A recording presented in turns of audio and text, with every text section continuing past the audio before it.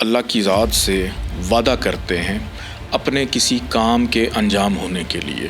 بے اولادی ہے، اس کے لیے لوگ منت مانگتے ہیں۔ اللہ سے یہ وعدہ کرتے ہیں کہ اے پروردگار کہ اگر ہمارا یہ کام ہو جاتا ہے، کسی پیر کا، کسی بزرگ کا، اب یہ منت اتارنے کا وقت آ گیا ہے۔ السلام علیکم ناظرین، آج ہم سید محمد علی زنجانی صاحب سے پوچھیں گے منت کے بارے میں۔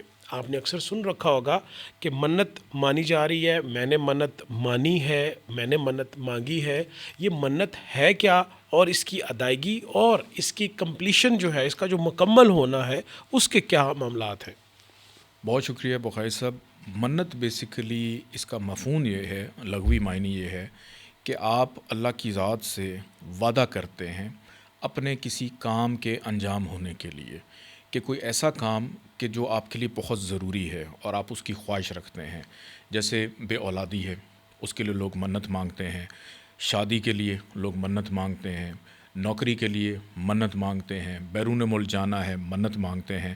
اور پھر اللہ سے یہ وعدہ کرتے ہیں کہ اے پروردگار کہ اگر ہمارا یہ کام ہو جاتا ہے تو اس کے بدلے میں ہم یہ منت اتاریں گے، یعنی یہ وعدہ پورا کریں گے۔ کس صورت میں؟ جیسے آپ کو 10 نفل مانگ لیں، 100 نفل مانگ لیں، کسی مستحق کو کھانا کھلانا ہے، کسی کو مدد کرنی ہے۔ بہت ساری ایسی چیزیں ہوتی ہیں منت کے حوالے سے جو لوگ کئی دفعہ غفلت کے اندر بھول جاتے ہیں یا خوشی میں بھول جاتے ہیں اور اس کو پورا نہیں کر پاتے۔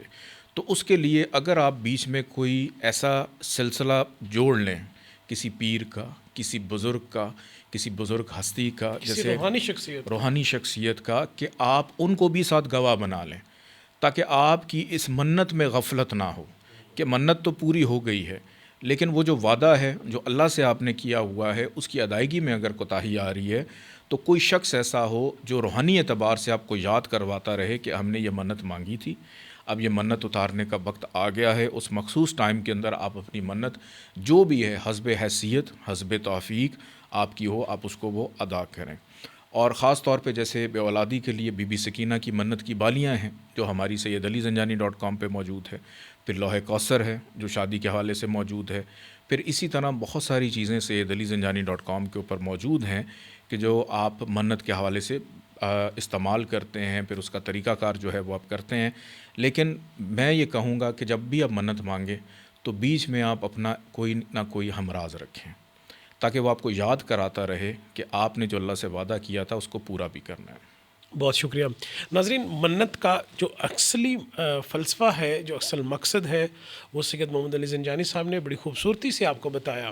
اس ویڈیو کو جب 1 2 3 دفعہ آپ دیکھیں گے تو آپ اس فلسفے کو بڑی اہمیت کے ساتھ سمجھ جائیں گے، اور اس کی پوری ادائیگی کیسے کرنی ہے اس کو بھی آپ آسانی سے سمجھ سکیں گے۔